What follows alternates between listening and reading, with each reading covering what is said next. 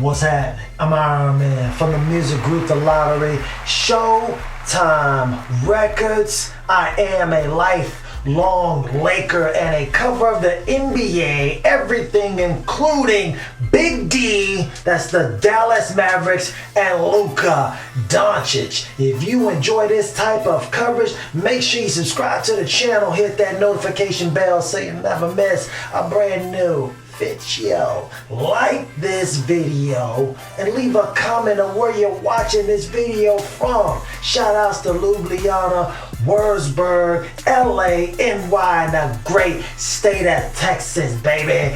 As you can see, the big smile on my face, I'm feeling a lot better. You know, I'm not sad anymore. I'm not down. I'm not out. If you hadn't heard, the world champions. It didn't sound as right knowing that Kawhi Leonard isn't there, the MVP of the team. But the world champions, the Toronto Raptors, until they get dethroned, they were in town. And the Dallas Mavericks, I'm just get this out the way, they got that dub. That's why I'm feeling better. Even those without Serge Ibaka, without Kyle Lowry, the heart and soul of their team, it was still a quality win. So I'm feeling better about that. I know that Mark Cuban is feeling better, that they got a victory, especially at home, you know, for all the Dallas Mavericks fans, you know, so he's feeling better. I'm feeling better, okay? I'm feeling a lot better. I am a little, however, concerned with the continued play, if you can call it that, of one Tim Hardaway Jr. I'm going to start talking about Tim Hardaway Jr. because basically everybody on the team didn't shoot well. They played, it was a horrible night by the Dallas Mavericks, except for a few standouts like DeLon Wright and Seth Curry, but we'll get to them in a minute. Man, Tim Hardaway Jr., he reminds me of Kentavious Caldwell-Pope, known as KCP for the Lakers. They're both about 6'5". They're known to be good shooters for the most part. They're fairly athletic. Don't drive to the hole a lot, but can, and known for playing some good defense every once in a while. And they're both struggling. I'm struggling. I know KCP got out of his funk like the other night, but man, good kudos for you. You know, but Tim Hardaway Jr. continues to struggle. I mean, the likes of this I've never seen, and I wanted to get mad. You know, first I was saying it was the coaching. I'm gonna leave that to be determined. You know, but first I was getting mad. I'm like, this guy just sucks, and he shot like 18% from the field. I'm not even gonna make a joke about it. There is nothing funny about that at all. He shot 18%. Good players shoot 46 to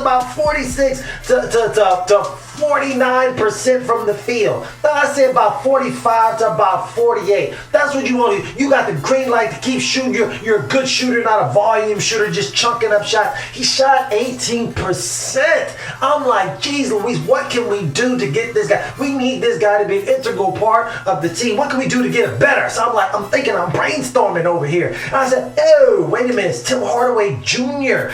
His dad was a legendary, and is a legendary NBA player. They both play guard position. I was like, oh, let's get him on the phone. Let's send him a text message. You know, type him up a little text message. Get him on over and do Skype, whatever you want to do, Facebook Live, whatever you got to do, okay? But, you know, get him on the horn so maybe he can help him out, get him out of his funk, teach him how to shoot a little bit better. Then I did some research. And I looked at his 13 years of his NBA career. Tim Hardaway Sr., he only shot over 42% 3 times out of those 13 years. He was not a good shooter by any stretch of the imagination. So I'm like, wow, no need to call him. Quickly hang up the phone because it's like father, like son. The apple doesn't fall too far from the tree. So I can't be really mad at Tim Hardaway Jr. And it's not like he demanded to go to the Dallas Mavericks. The Mavericks knew what they were getting. They saw the numbers, his production through years, even when he played for Atlanta. And they saw that he was a streaky shooter. shooter, and they were desperate to get Kristaps Porzingis, the unicorn. So they rolled the dice and they did that deal. So now you gotta live with it. And I can understand that. But this guy right here, let me tell you why I have a problem with what's going on. Boban Marjanovic, he doesn't play guard, but he did not play. Ryan Brokoff, an excellent shooter. Got good size on him. Team player. Doesn't jack up a lot of shots. Plays within the constructs of the team offense. Didn't even get to suit up again. Okay, we're continuing to do that. You say, well, Justin Jackson, he got minutes. He ain't been playing. You've been complaining about that. I have. Because he's an excellent, like a 40% three-point shooter. He played, 5 minutes a day? Jalen Brunson. Oh man, I know Carlisle. He likes him. He likes Jalen Brunson. Jalen Brunson played 9 minutes a day. They're trying to ruin that man's career. How do you go from starting to playing 9 minutes? It's just, I don't even want to think about it anymore. It's just ridiculous. They're really trying to break his confidence and his psyche. It's horrible what they're doing. And Seth Curry's been struggling. I've been saying he should be going to the bench. He actually had a breakout game today, had like 15 points. He actually shot well. One of the few people on the team that actually shot well today. So kudos to you. But 1 game out of 5 is not good enough. He needs to go back to the bench. He doesn't look comfortable at all. His minutes have been fluctuating from like 5 minutes a game to like no minutes to like 12 minutes. He actually had 30 minutes a day and he actually had some production. And just behold, is that how it works? If you get significant minutes, you're going to most likely get significant production. Except in the case of Tim Hardaway Jr. Because like I said, Jalen Brunson, he only played like 9 minutes. Justin Jackson only played 5 minutes. Brokoff played none. But Tim Hardaway Jr., who shot 18% in almost 20 minutes of play, played like 19 minutes and only had 4 points. Why does he continue to get run? I have no idea the justification of this, which is the reason why I say it's coaching. If you're going to continue to have these guys out here, you gotta put them in a position to succeed. You can't just, I'm not mad at Tim Hardaway Jr., not at all. You know what you were getting with this guy. And hey, look, if shooting a bunch of volume shots got me a $17 million per year deal, then I'm going to keep on, but best believe I'm going to keep on shooting. And the coach ain't telling me to stop shooting, I'm going to go and I'm fired up. That's how I got these big dollars. That's how I will continue to get these big dollars. And I continue to get minutes. I get the opportunities to shine. So, why change anything? I think with Tim Hardaway Jr., I think what he needs is a hug. Because he doesn't need more coach. He needs a hug, man. A nice, long, warm embrace. Because to say it's okay, we believe in you, and we gonna right this shit. We gonna turn it around because 18% has gotta mess with your mind. His confidence is in the gutter. 0 for 4 from 3, like 2 for 11 or something. Oh my. Oh man, that is wow. And the only thing that you're providing is shooting when you make shots. If you ain't doing that, you ain't getting nothing else. I think he had like 1 rebound. I'm like, how are you a guard, 6'5", all that athleticism, and you just, oh man, I feel kind of bad for him. But it's all coaching, because a better coach will put him in a better position to succeed. But Seth Curry's been struggling all this time, and Luka isn't known as the greatest defensive player. You say, well, he keeping Seth in there for defensive purposes. I don't think so, because Norman Powell, the backcourt duo, Norman Powell and Fred VanVleet, they scored 50 points together. Their backcourt scored 50 points on Luka and Seth. 50 points, and they shot over 50% from the feel. They could not be stopped. Seth and Luka were just watching in amazement. These guys were knocking down shots, getting to the hole. It was incredible and horrific at the same time to witness that. So I don't understand what's the reason for keeping him in the starting lineup. What is he providing you? One hot game every out of 5 doesn't make any sense. KP, Kristaps Porzingis struggled again, but at least, he was getting boards. He had like 15 of them things. As a matter of fact, Luka Doncic also had 15 rebounds. They had 30 rebounds total. Okay, that is incredible. From the point guard, to the power forward, 30 rebounds, and that's one of the keys to them actually winning this ball game. I think they had like 50 something rebounds, and the Raptors only had like 42 or something like that. They just totally killed them in the rebound department, and I guess they knew. It was like, man, we've been bricking for like the last 2 weeks, and maybe the Raptors are bricking too. Let's go get on the boards. During that fourth quarter, DeLon Wright came in the game, or he was still in the game. I don't know where Luka was again. Luckily, the Raptors were playing horrific defense. I'll tell you about that in a second. But he was just going to the board, getting tip-ins and stuff. And they were just, oh man, he said, you know what? We ain't making no shots. Let me go get on the boards and get these putbacks because I know these shots are off. Hey, so kudos to you, DeLon Wright, for doing your thing. So I'm not mad at that at all. Way to help us get that dub. But again, with these crappy rotations, this guy Carlisle, he continues to leave Luka on the bench for long periods of time in the fourth quarter. Oh man, luckily they were playing bad defense. Let me tell you why it was bad defense. What they were doing, the smart defense they were doing, they said, you know what, let's double team Luka Doncic. They were double teaming him all the time. Luka was making the right passes. These guys were bricking. They were bricking, and it said the brick fest just continued pretty much the whole game. So he was like, oh my God, that's what allowed them to get back into the game. But after they were double teaming Luka, got the ball out of his hands, they were poorly rotating out to these 3-point shooters on the line and forcing them off the line. That's what the Mavericks wanted. Mavericks can't shoot. They should have double teamed Luka and dared them to shoot and knock down shots. That's what I would have done. But they were running these guys off the line. So then Tim Hardaway Jr. is pump faking.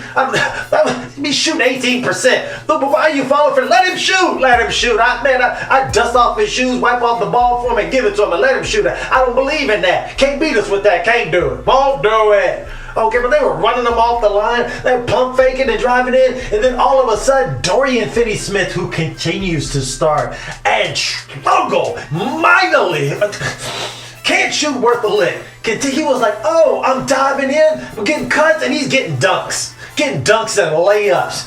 Why are they running these guys off the line? That was a horrible coaching by Nick Nurse, the coach for the Raptors. But that was one of the reasons why they held on for that victory out there in AAC Arena. But, man, Kristaps was struggling. He continues to just shoot jumpers. He was like 1 for 5 from 3. At least he was getting rebounds. But it all goes back to the coaching again. You got to be able to put these people. Anybody can see he's not knocking. He can't help us win. Can't help us win, at least not in the long term, if he's not going to post up. He posted up a couple of times in the mid-post, in the paint, just turn around and shot right over him. You can do that all day. All day. Why are you not running the same plays over and over again until they stop it? They didn't have nobody to block a shot or even affect them at all. He was just knocking that. They just going back to Dorian Finney-Smith in the corner. That's what we want. We want him knocking out threes. I don't understand it. It's absurd. It's absurd. And then we come down to the power forward / center, Maximilian Kleber. If you want to talk Kleber, if you want to talk about the MVP of the game, it was him. Why? Did he score a bunch of points? I think he had like 10. He shot like 2 for 10. Horrible percentage. He spent all of his energy locking up, and I mean locking up, putting the clamp, the bracelet, the cuffs on this guy Pascal Siakam, who has been balling out for the Toronto Raptors. He put a stop to all that. Man, this guy Pascal Siakam had no idea what to do. I mean, that Maximilian Kleber was everywhere. He was changing shots, getting on the boards, moving his feet, boxing out, and he held him to 25% shooting. Like, what was it, like 6 out of 24 or something like that? That was horrific. What a fantastic job for Maximilian Kleber. And then through all that, what I really like most about this, even though my boy Luka, he struggled just like the rest of the team to shoot a good percentage, he still had some highlights and he found a way to gut it out. You got to find a way to win games when you're not shooting well. You're the leader and the star of the team. You got to find ways to get those wins regardless. Every night's not going to be pretty, and he still had some highlights. Luka Doncic is doing everything he can to stop this losing streak against the world champion Toronto Raptors. Hits his only 3 of the night. He did go 1 for 5. Terrible shooting night. But look at that pass, that chemistry he has with Maximilian Kleber. He with him with the pinpoint pass on the corner. Splits the double team. He's got 2 people wide open. They fight over the ball. Seth Curry breaks out of his shooting slump. The only good shooter of the night decides to lob right.